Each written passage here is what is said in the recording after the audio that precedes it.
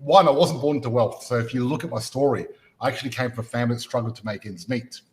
And that's what really brought me on this path. The majority of my money comes from property investing. So the big question is this: how are investors like us who weren't born with a silver spoon successfully investing in property to create a passive income and still have a lifestyle now?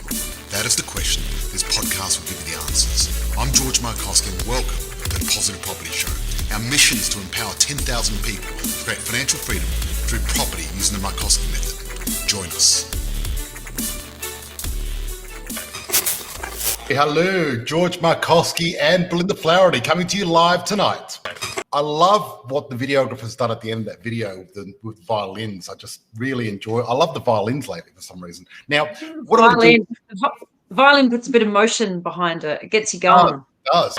Now, we're on the main site, Australian Property Chat, but we're also in the Positive Property Inner Circle. So we're in both now. And tonight we've got a really good session. And I'm going to be talking about the worst thing to do in a property boom. I don't know if you noticed. I don't know if you heard the news. We're in a property boom. And I'm going to talk to you about, hey, how you doing? I'm going to tell you what you shouldn't be doing. And I'm going to be explaining to you what the wealthy do during a property boom. Now, if you're watching this, you're part of our tribe, part of our movement. And you know what we are? We're part of the FIRE movement, financial independence, retire early. But we call ourselves freedom fighters. So freedom fighters, welcome. Namaste. Welcome. Yes, welcome. Now, I know Belinda's got quite a few questions that we're going to go through. And we've got the team. Oh, yeah, I've got to find them. Yep, we've got the team that are going to monitor the stuff. And what I want to do, freedom fighters, that's right, that's correct. That's what we are. That's what you are. Love it. Love it, love it, love So it. what we're going to do is I'm going to go through and talk about the difference between the wealthy and the mediocre, median household people that invest in property and what the difference is. Now, I'm curious, guys, if you're watching, please type in, what are we fighting for? We are fighting for financial freedom. So what our entire goal is to empower 10,000 Australians to create wealth through property investing using the Markowski method. And every Wednesday night we go live and I explain it to people, show people examples of how we're doing this. And what we're doing is we're building a better world, one family at a time. But there you go. So love that. That's amazing. Yep. And what I'd like to do is, the people watching, please tell me what you think the biggest mistake is during a property boom. What's the biggest mistake that people make? Because you're going to be surprised at the biggest mistake there is. Write it in there, guys. Yeah, type it in the questions because I'm going to go through it now and tell you what it is. I wrote a list here of the biggest mistakes. But the fact of it is, the difference between wealthy investors and people that, don't do well in property, it's going to be very interesting when I show you the difference. Someone wrote not buying. I like that. Look, there's some. Good on you, Lisa. That's awesome. Well, unfortunately, Lisa stole my punchline. Thank you, Lisa, because because Lisa knows what she's doing. But okay, what's the worst thing? You might think I'm going to say it's to invest in the wrong area. Nope. Not buying and missed the boat, but getting there. Okay, Nicola, you're not buying, but you get. Okay, so someone said, I'm guessing the majority of your wealth comes from either the sales of your book or you were born into wealth. So I'm actually streaming on quite a few platforms. So this is interesting. One, I wasn't born into wealth. So if you look at my story, I actually came from a family that struggled to make ends meet. And that's what really brought me on this path. The majority of my money comes from property investing, right? Because look, a lot of people say diversify, diversify, diversify. I don't know if you've heard that before, right? The fact of it is, not buying at the right time, right place. No. Or getting the wrong strategy. No. Not getting the right team around you. No. Buying the wrong structure. No. Wrong area. No. They're all good. They're all excellent answers, right? But this is the one thing you shouldn't do during a boom. And that is to do nothing. Right? Can you? Can you hear me now? Belinda, I can't hear you. Yeah, I can. Oh, really? Yeah, book away. That's right. Yes, not buying at all. That's exactly right. Right? Because doing nothing is the biggest way to miss out on this boom. And look, the last boom back in 2009 and 10, I was telling people during the GFC, I said, look, my predictions have come right again. See, a year ago to this date, I remember COVID just hit Australia and everyone was shitting themselves. And what happened was we had a lot of members that were scared too. And some of them tried to quit and other people said, I can't buy now, and pulled out of the investments. But you know what? Our core community of members, they listened to me. And now they're sitting pretty because they got those prices then, and you can see what's happening. For sure. Right? But the thing is, I said to everyone, look, there's a lot of fear in the marketplace. And, your Uber driver and hairdresser are telling you not to buy, right? But since when does your Uber driver or hairdresser know what a good investment is, right? Exactly. And the fact of it is, you can ignore them, right? And a lot of people were saying, oh, well, I've heard that. The thing is, this is the thing. Going against the herd is so hard. It's not easy because at the time, everyone was shitting themselves and I was saying to people, invest. Now, the people that listen to me, they've made, tens of thousands, if not hundreds of thousands of dollars over the last 12 months. Because correct, when everyone is saying don't buy, that's when you should not buy. Now, this boom is not even close to over yet, right? So there's still a lot of legs on it. So you need to get in quick, right? So that's the point, right? But the thing is, right, going against the grain and doing that is hard. It's very difficult. Getting out of your comfort zone is difficult. It's not easy. You've got to choose your heart, right? And the deal is, and you can quote me on this because in a year's time, we'll be talking about this in 2 years, in 2023, when we've already gone up 20%, right? Because they're predicting, the experts are predicting 25% rise in the next 3 years, right? Now, that's a lot of money. So if you buy a $500,000 property, that's $100,000, right? So the point is, when I talk to you in 2 or 3 years, I'm going to say to you, what did you do? And if you did nothing, you're going to get nothing. I guarantee that. And I guarantee that if you do something, you're going to make something, but you need to still get it right. So the thing is, there's, what's happening at the boom now is crazy. People are going nuts and they're really just going in there, right? And just buying like crazy. Now, yeah, absolutely. You heard what Michael Jordan said about basketball. Can you hear me, George? Are you getting a response or am I can hear you. Can I please get a replay of this? Thank you. Yes, there's going to be a replay of our podcast. If you watch our podcast, The Positive Property Show, every Tuesday it comes out. So Wednesday night live, next Tuesday will come out for the podcast. Now, Michael Jordan said you miss 100% of the shots you don't take. Love Michael. And is he right? Can I get an amen? I love it. Right? Exactly. So the fact of it is, Michael Jordan had it right. You do miss 100% of the shots you don't take. So the point is, if you've been sitting on your ass, if you're sitting on the fence, seriously, now's the time to act. Just saying it, you know what I mean? Because there's a boom coming and you can't afford to miss it. No. Right? But even though you could dive in and screw things up, it's got to be smarter to educate yourself first. You know what I mean? That way you can avoid making stupid mistakes and you leave more money. Because, because who's running this boom anyway? Is it the investors, is those naughty investors gobbling up all the good properties again? No, it's not. It's actually first home buyers. First home buyers are rampaging going through, right? And it's basically all the first home buyers. Right? Yeah, wow. And what they're doing is they're really rushing in, right? But see, I say don't rush, right? Because I always say buy when you're ready, not when you're rushed. That's what I say. It's a smart way to do it. Because if you rush into it, you're going to make mistakes. Correct. Yeah, absolutely. Yeah. See, we've got a biggest boom in history coming up. So what I'm saying now is, fair enough, we've got the biggest boom. So you need to be urgent. I'm not saying don't be urgent, but not rushed. If you get what I'm saying. Almost like the slow and steady win the race. Yes, but you still need to be urgent. You still need to be urgent because otherwise you're going to totally miss out. But don't be rushed. Really get everything right. Be 100% comfortable before you do anything, and really get your, the two things. Your ducks in a row. That's right. The two things I'd want you to get right is really make sure they're top 100, and then make sure that the cash flow calculator, they work. Do your due diligence. Do your cash flow calculator. It's always worth being meticulous with any deal that you do. Right? That's the fact of it. So, do you know 53% of first home buyers are bringing forward buying? Wow.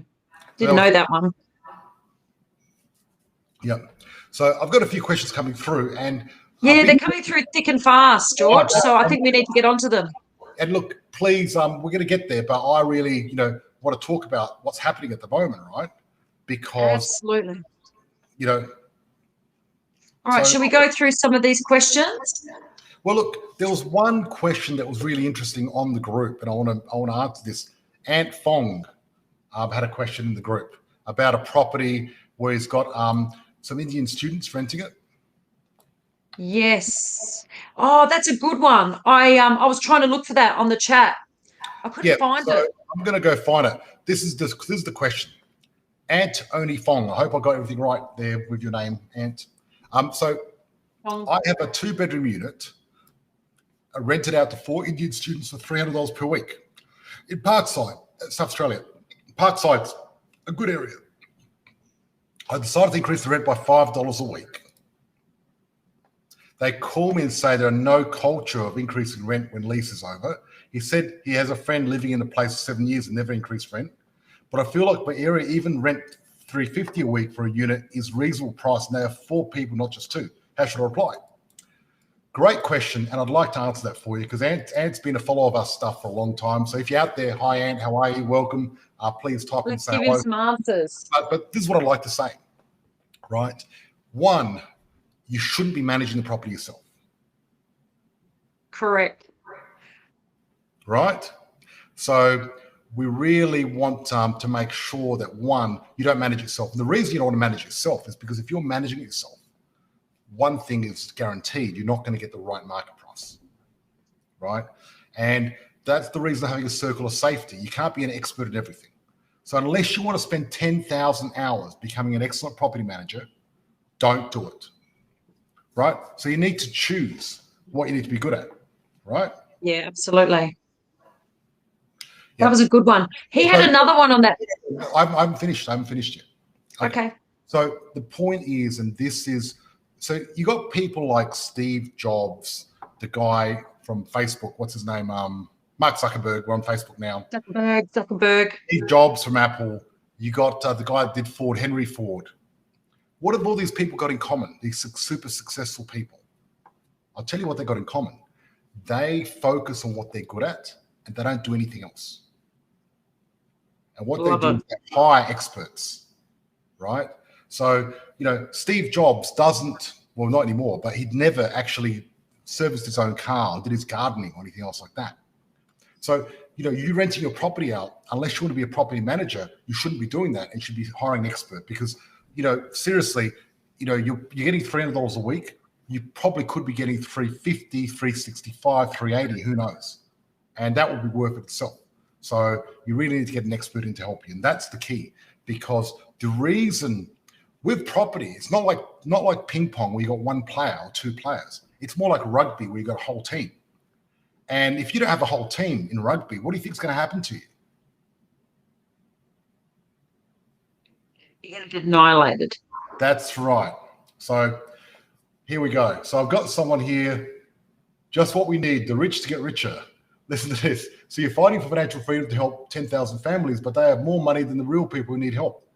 What is your advice to us who have got no money or credit, right, and want to invest in the boom?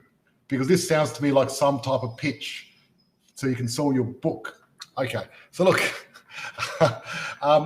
thank you for commenting. And then he said, I'm sure to buy your book, mate. Need some good toilet paper for my next camping trip. Look, at the end of the day, I can't help everyone. Can I just say something? If you wanted that toilet paper for a camping trip, you'd have to wait 3 months because that's how long it takes to get the book off Amazon. It's a Exactly. So bestseller. it's already sold out. So there you go. But also, Yeah, look, at the end of the day, whoever that is, you should probably leave our community because you're not really a freedom fighter or anything else like that. It's not the right that's fit. correct. You're probably a great person and you've probably, got a few challenges there. But, I really think we're building a better world by helping 10,000 people. If you don't like it, don't hang around here. Simple, easy, simple. Okay, There's next plenty of question. other groups to go join. Go Yes, join other groups. go to wehatemoney.com.au, or Yeah, something. we hate money. That's a good one. Money is evil. Go to that one, whatever. But probably wrong group. So there you go. But look, the haters are going to hate. That's the way it is. Haters are gonna hate. And look, the fact of it is, right, that, the difference between the wealthy and the poor is that person there is a member of the poor. And I'm not having a go at the poor, but I've never seen someone be poor for a long time that has consistently not tried to do the right things and get out, right? Yeah. Because the point is it's a lack of action, and it doesn't matter where you start, where you end up.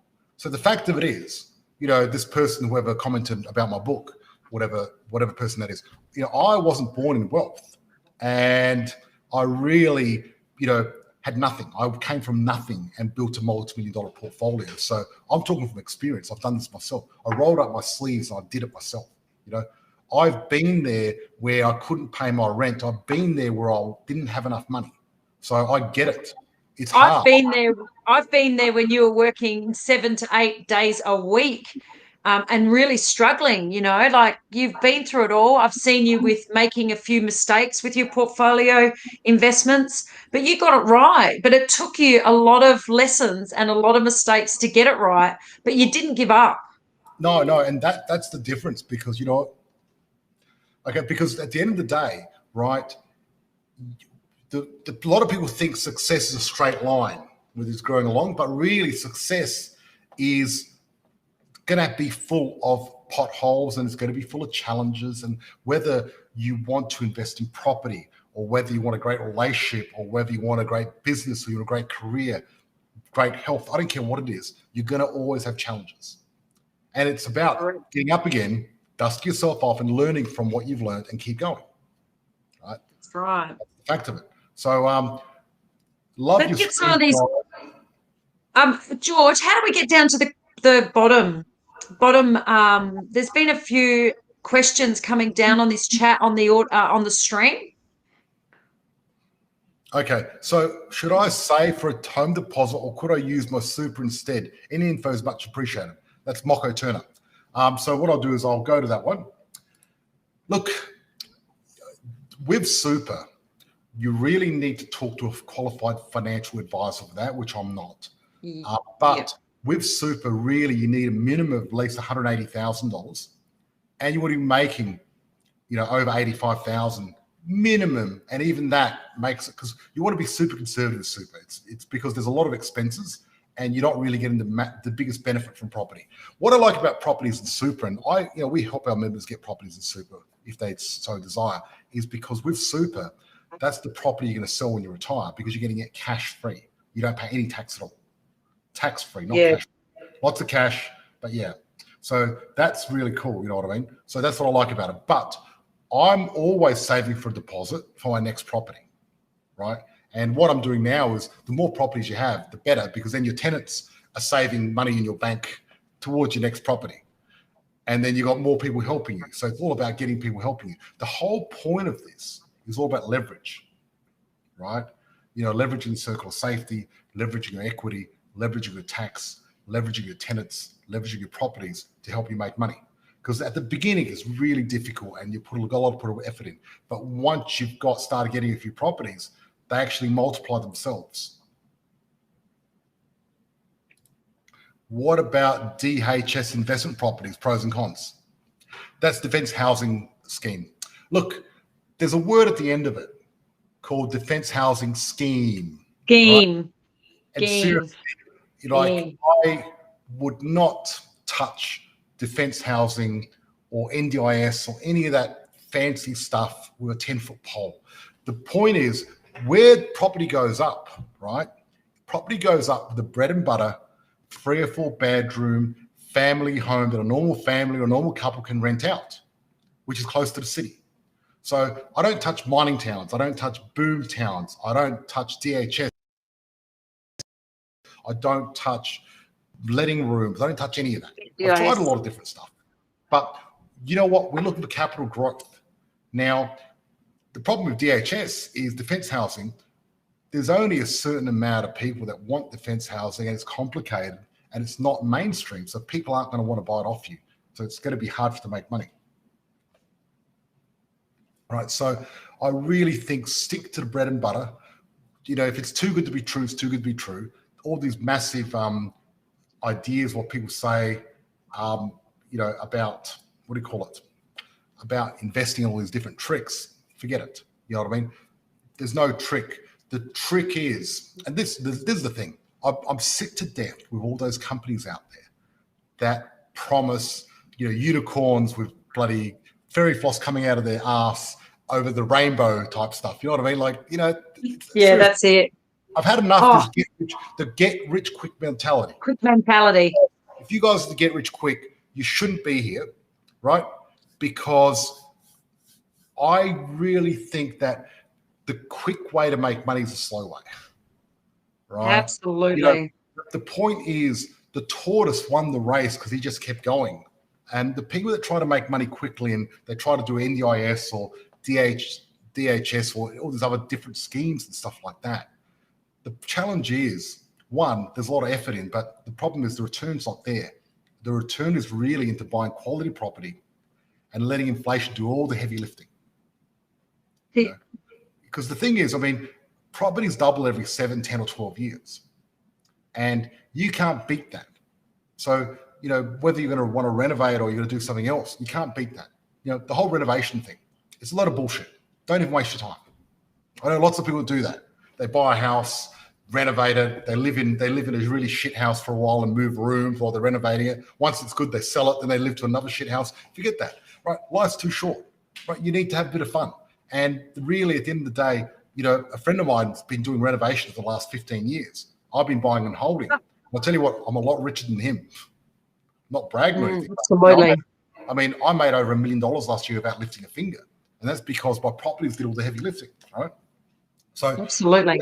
Keep going. Copy that. George, can I interrupt? We've got a lot of questions on the bottom of this stream. You're going from the top. Are you able to scroll down? Because there's some good ones just going down a bit. Look, we'll just go one at a time. All right. Okay. If you did get your questions answered, just say it again. Okay. Yes, exactly. How many offset accounts do you have? We're streaming to about 10 places live at the moment, guys. So we've actually got quite a few people all around. They're coming in thick and fast. I can see we've got about 166 people at the moment online in the different channels. So sometimes we miss the questions. The best place is the Australian Property Chat. That's where we get them in the Facebook. Absolutely. Right. How many offset accounts question? Let's go. Okay. Read it up, Belinda. How many offset accounts do you have to have for multiple properties? Are there that many banks and credit unions, etc.? Okay, look, there are piles and piles of banks and credit unions and financiers all over the place. That's not a problem. Correct. The fact of it is, though, I like to have one main offset account, and that's on your family home if you've got a family home. Or if you haven't got a family home, your most expensive interest rate. See, the interest on your home is bad debt, right? You're not getting a tax deduction. So that's the one you want to reduce the most. But the point is that really at the end of the day, you want to get rid of your bad debt, then you want to get rid of your biggest interest rate and work your way down from there. But what I do is and this is what our members do as well. Every 6 months, they get a review, they do a review, and we look at their offset, their equity, their income, and then find out, are they ready for the next one or do we have to wait another 6 months? Because you've got to review this every 6 months. And we're always looking at interest rates, properties, what's happening in the market constantly. And that's one good advantage of being part of a group where you get someone else that's just looking after it for you and just making sure you get on top of it. because you get busy Absolutely. and you forget things. And that's part of the reason I don't like managing my own properties, because you get stuck. You haven't put your price up for 6 months, 12 months, 3 years, 4 years. And this happens so often that people join our program, and the first thing we do is check out their portfolio and tweak it. We had one girl that joined our portfolio program, and she saved nearly $25,000 in the first meeting. Yeah. Right. And this is by just tweaking a few. That was before she was investing. Like, we saved her that. It was amazing. Yeah. So there you go. It's pretty awesome. Do you recommend investing in South Australia? Yes, South Australia is great. But look, at the end of the day, there's some areas that are slightly better. South Australia is good. I would stick to capital cities, and I'd like to stick to an area that's high in demand, low on supply. There's only one thing. I'm going to repeat this over and over, guys, and I want you guys to memorize this. It's so important. There's only one thing that affects property prices.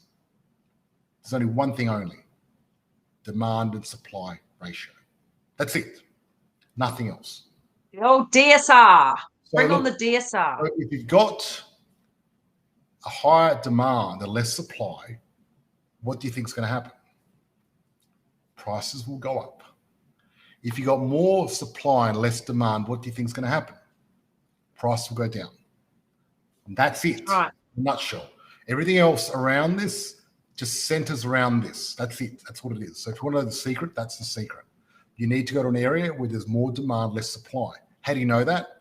There's 39 different metrics, and it's quite complicated because we're using Freakonomics to work out what people are doing and what they're doing with their wallet. But then we can tell what people are doing, and that's the way it is. So someone said, thanks, George. You're welcome, and thank you. I love people that are grateful. You know what our values are? Heart, have fun, everyone wins, build a better world. A, for being authentic, and I think that I am. I call it the way it is. I'm not politically correct. R, for radical responsibility, and the last one is thankful and grateful. Thankful and grateful. Absolutely. Okay, so is there a minimum amount of equity you need in your home in order to positive property to help? Good question. Look. Yeah, I get this one a lot, actually. This is a good one.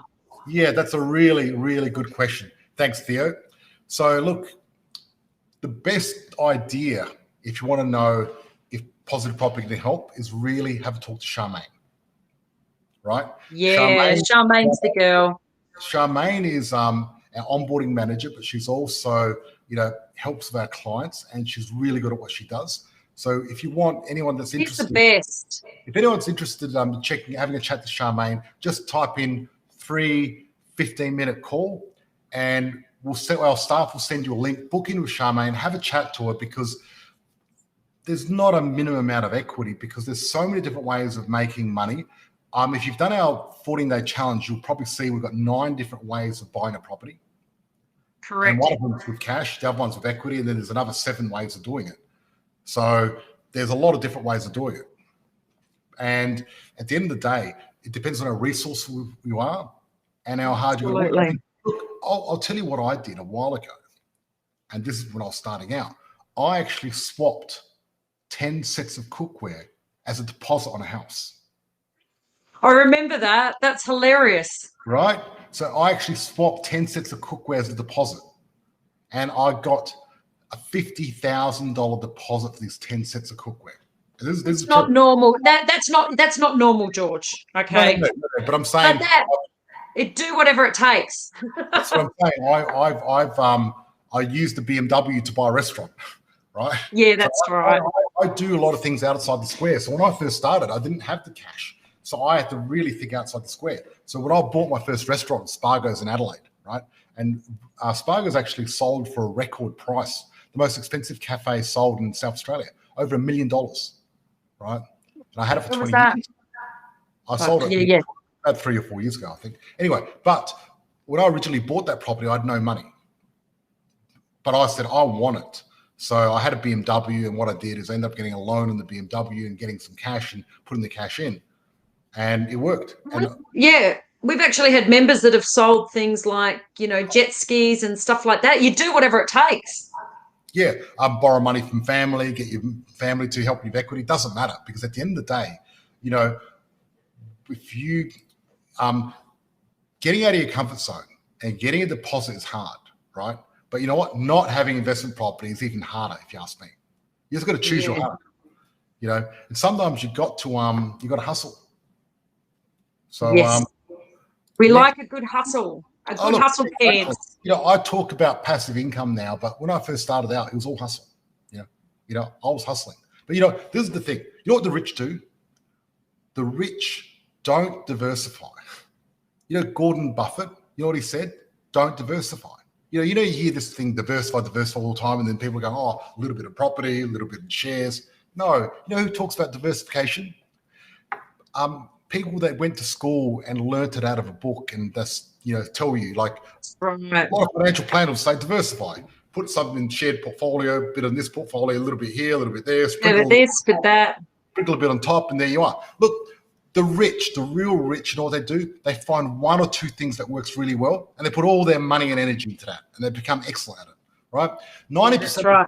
90% of self-made millionaires made it through property, right?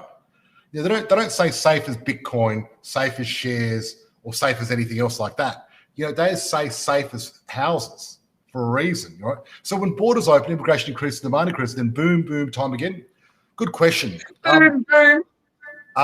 Look, it's already a boom because of how much money is getting printed at the moment. So we're already booming. So it's just going to get even bigger when the borders open. Yes, that's right. But that's not what's driving it. What's driving the boom is the printing of money. There's so much money out there that's inflation and it's shrinking. So at the moment, if you were to put your money in the bank, it's going to take you 83 years to double it. You might as well get frozen first, right? Yeah. Yep. So look, that's the fact of it. You know what I mean? What's the next one? I'll let you go for the next one. Um, Do you know that the average prediction of 39 experts and economists putting property price increase at 12% over the next 2 years? Wow. Wow.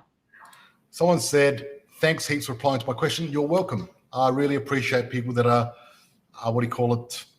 Grateful. Very grateful. Yes.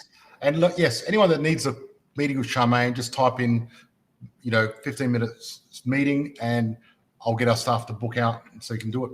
Okay. So yeah. Belinda, did you have some emails with some questions? The other one was, that was the same guy that you just did about the Indians living together and not wanting to put the rent up. There's a question after that. I couldn't find it through my Facebook, but if you found that one, there's one straight after it or before it. I'm still looking. That's why I've been a bit distracted. I've been going through my emails.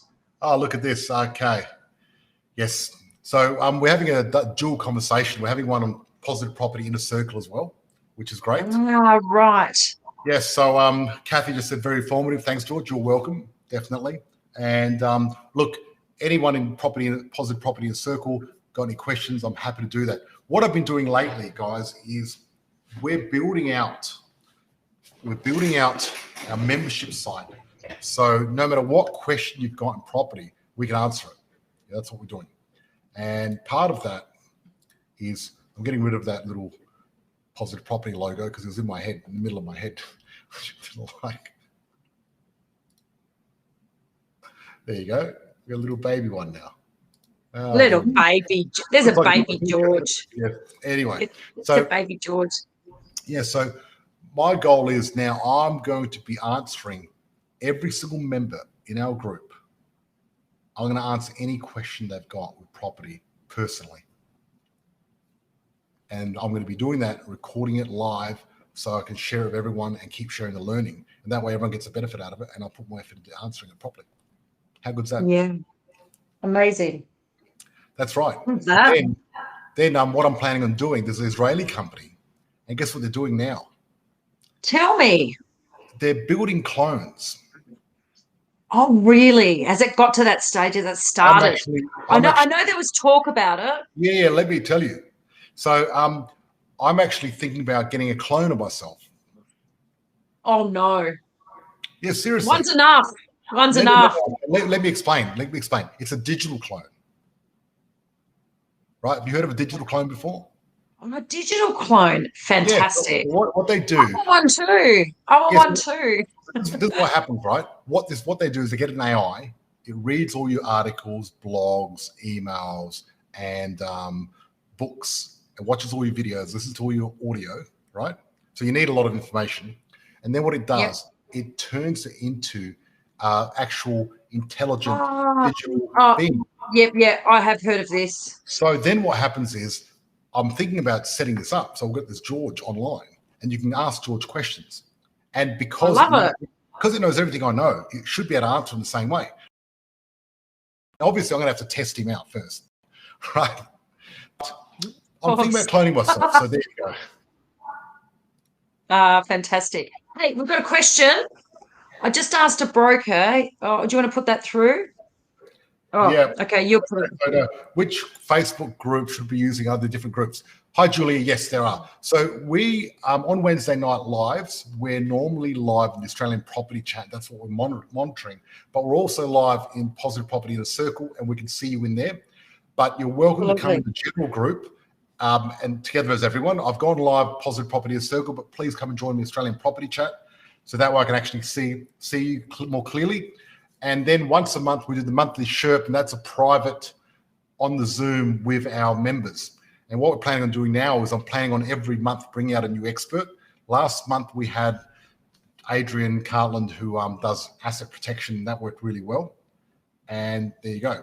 So here we go. We've got a really big one now. So I'm going to look at this question and see if we can answer it, because that's what we're here to do. Let's go for it. Let's do it. Let's do it. Now, I'm trying to, not having much luck. Let me have a look. Trying to read it out?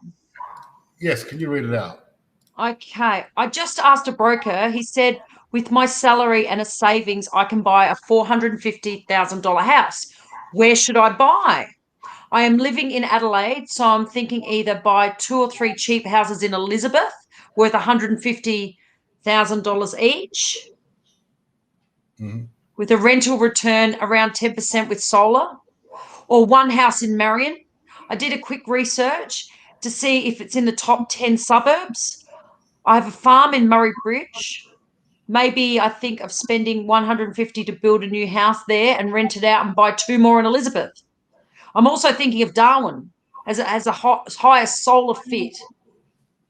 Okay. And in one of George Mike Hossie lives, he said Brisbane was the best, but I have no idea about anywhere there. Okay. And then I can't see what else is next. I have no idea about that. What everyone think. Okay, look, this is the deal. Good question, and thank you for answering that. That's Ant Fong. Now, great. You've got a borrowing capacity of 450. High five. Well done. Excellent. So one thing we're going to look at when you're buying a property is, what is your goal? Because the goal is really going to precede what you're really going to do, because people have got different goals. You know, some people buying a property, they want their kids to move in it one day. Other people want to retire there one day. Some people want to make money out of property. And I'd say most of the people listening to us, they want to make money out of property, right? Correct. So what I would say is, if that's your goal, then we've got to start with the end in mind. Now, Marion, I did quick research and see it's the top 10 suburb. Look, you can't do quick research and find out a top 10 suburb. I'm sorry. I don't. Why? I don't think Marion's in my top 100 either, right? So I don't think that's true. The deal is, right, with every area, if you want to be an expert, if you want to be good, Malcolm Gladwell says you need 10,000 hours of consistent application and doing it well as well to get there. So if you think it's taken me 20 years, right? Took me 10 years, but I've been doing it for 20 years, but it took me 10 years to really get my strategy on knowing how to find areas, right? To do my research. Now, we're the only company in Australia that does the top 100, right? With a demand supply ratio. No one else does that. That's the fact of it. And the fact of it is, it's my proprietary algorithm that I use. And how do I know it's good? I mean, we have developers when they come, because I've got a developer program, if they want to know the top 100, they pay $50,000 for access to that list. And they have to sign an NDA, and they can't show anyone else either, because that's our IP. So that's how valuable our research is. It's very valuable. And really, at the end of the day, the research is the most important thing. So what I'd start with if I was you, Ant, is look at my no-go zones. At least make sure you're not on one of those, on those suburbs. That's step one. 2, really work out your research. I don't know if you've done our 14-day challenge, but on the 14-day challenge, I talk about all the different stats that I use to do my research. That's going to get you in the right frame of mind, because the fundamental, the statistical research, and statistical research is the only thing that works. Yeah. And I'll go through. What about the idea of buying 2 properties in Elizabeth? Okay. No way. What? No way. Don't buy 2 properties in Elizabeth, because the challenge is there's a lot of land around Elizabeth. There's not a lot of demand, but a lot of supply. You're not going to make any money. Buying, I prefer buying more properties, yes, but you have to get the right value property. And normally, the property market in Elizabeth, not the right property market. So what you need to do is, 1, really get the right property. 450 is good. I'd be looking at somewhere between 350 and 450. So it's a good price range. It's excellent, right? And I wouldn't buy in Darwin at all. You said Brisbane. I was born in Darwin. George and I used to go up there and do big events. It's a bit of there's a lot of government spending, but once the government spending's over or the military's out, it's a dead town. He said high five. That's cool. So yeah, so look, basically, you high five me back. Thank you, Ant. So basically, what I'd be doing is, right, I wouldn't spend money building a house in Murray Bridge either. You want to be in a capital city. So out of all those options, Marion's the best, right, by far. However, I wouldn't just go just for Marion, because you've got 3 suburbs there that you've shown me, right? I would really want to get out of the 16,000 suburbs in Australia. I would want to be in the top 100. You think about this. If you could be in the top 100 suburbs out of the 16,000, is that going to give you a better chance of making money? Yeah. You answer the question yourself, because it's up to you. But that's what I'm thinking, right? So that's the way it goes. So we've got. And I suppose the other thing, if I could just add, a 450 property in the right growth area is going to be able to get you leverage to get another one, whereas you won't have that leverage in another, like places like Elizabeth, because you're not going to get the growth. Or Murray Bridge or Darwin. Or Murray Bridge or Darwin, absolutely. That's right. And look, Darwin, there might be 1 or 2 suburbs that work there, but we really got to go with the consensus and go with the macro market first, right? There's definitely macro market. Yeah. So Marcy Mono's Cruise says, "Hi guys, love listening to this. Thank you, Marcy. I really appreciate it. If wanting to purchase first property, currently have a registered non-trading company, is it worth using the company structure of a trust or just a trust?" Okay, so the non-trading company, as long as the company hasn't had any trading in the past, because otherwise it may be quite risky. If you've used that company whenever in the past, then I wouldn't be using it. And basically, I'd be doing it as a trust and having the company as a trustee for the trust. However, if you're looking at buying an investment property or a property to live in, a trust is not the best way to buy it, because you're not going to get the tax deductions. So the challenge is, I really need to know your structure before I can really answer that question. There's a lot more to it than that, because it depends on what you're doing it. First property. So that could mean owner occupier, could mean investment property. Put it this way. Yeah, that's right. As a first, let's say I was buying my first property at the moment, I'd be buying an investment property. A lot of people don't realize this, but rent vesting is a new way of doing things. You rent where you want to live, and you invest where you want to invest, because that's how you're going to make quicker money. It's a lot quicker. Love it. Money. Absolutely. So I was rent investing for quite a while.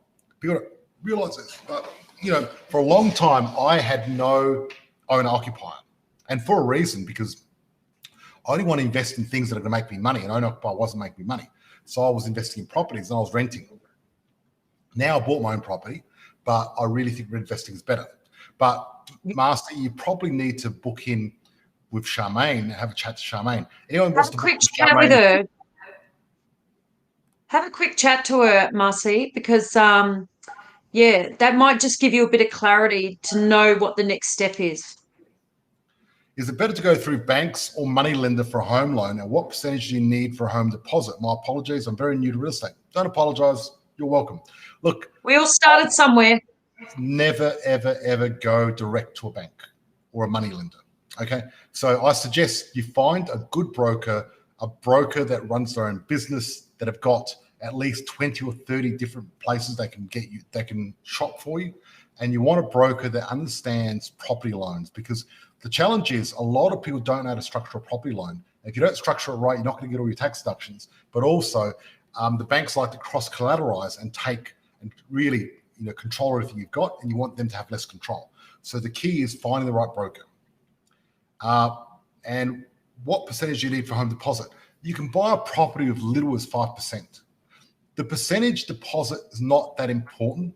What's important is the numbers, right? So I don't care if I'm paying 5%, 10%, 20%, 30%. What I care about is, one, can I afford it? Is the property in the top 100? 3, cash flow calculator. Can I afford it? That's it.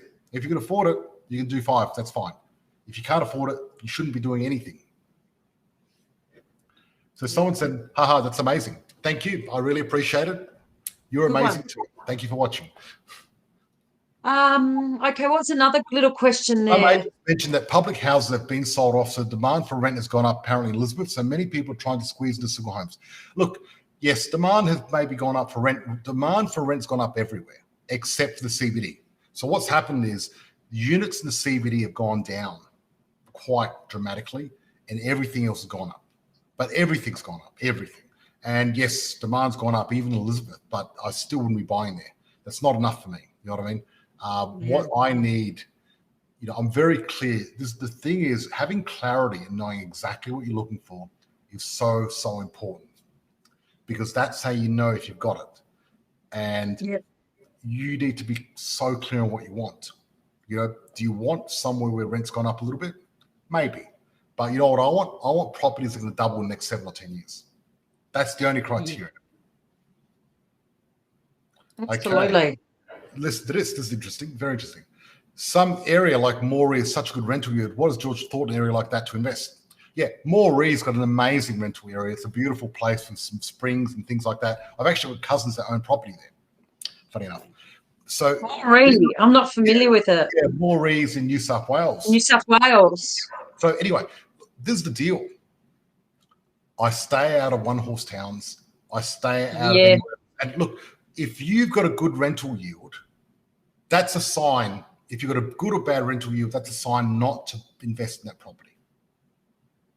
I know it sounds crazy, but it depends what you're looking for. See, if something's renting out for 9, 10%, I'm not going to get capital growth. There's a reason it's renting out for so much, because no one's willing to buy the property, because a good area, people are willing to pay more for the property, and therefore the rent goes down. So when property prices go up, the actual rent as a percentage is going down, and then the rent plays catch up and goes back up. Now, when you've got a big rental yield, guess what that means? Property prices are probably going to go down. Yeah. That's why you got a big rental yield. So this happened to mining towns. Mining towns have big rental yields, people going in there, and now the price of property dropped, and so has the rental completely. Like, for example, Gladstone. Yeah. We all know about Gladstone. First investment property, currently have mortgage on residence. I'll reach out to Charmaine, as I'd like to know when your next 14-day challenge is on. Thank you. Marcy, you're welcome. You're welcome. Should reach out to Charmaine, definitely. And if it's your first investment property, what you want to do is you probably more than likely going to be buying in your own name, so you can get tax deductions. So what happens is, depends if you're buying with someone else, depends if you own a business, or depends if you're an employee. Those things all matter. And there's different ways of protecting you. If you look at our replay on my podcast for last week, if you look at what we talked about as in buying in a trust, we actually went through on that whole hour on this. Please check it out because that will clarify things for you as well.